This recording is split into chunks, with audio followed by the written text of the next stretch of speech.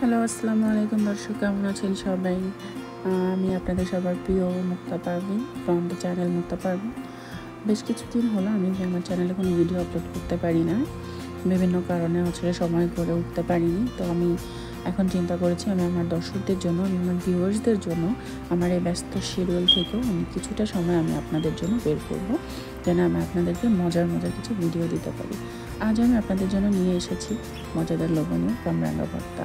কামরাঙ্গা ভর্তাটি বানাতে যা যা লাগছে চলুন তাহলে আমরা সেটা দেখে নিই। লাগছে চিনি, লবণ, চাট মশলা, গুঁড়ো কাঁচামরিচ কুচি, চিলি ফ্লেক্স, বিট লবণ, সামান্য লবণ।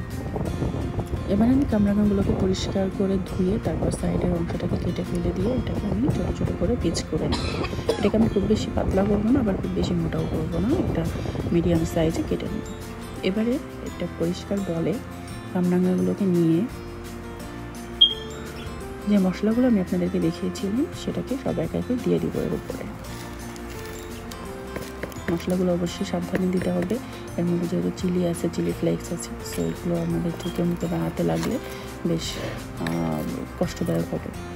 এবং এবারে আমরা এটাকে পরিষ্কার হাতে বা একটা পরিষ্কার চামচের সাহায্যে মাখিয়ে নেব। মাখানো হয়ে গেলে একটি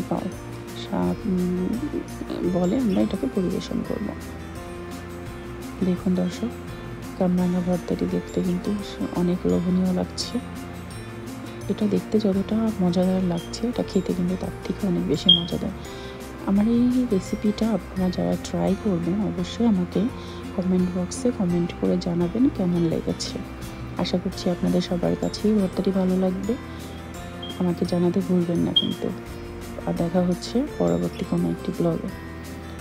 ভালো থাকবেন সবাই, আল্লাহ হাফেজ।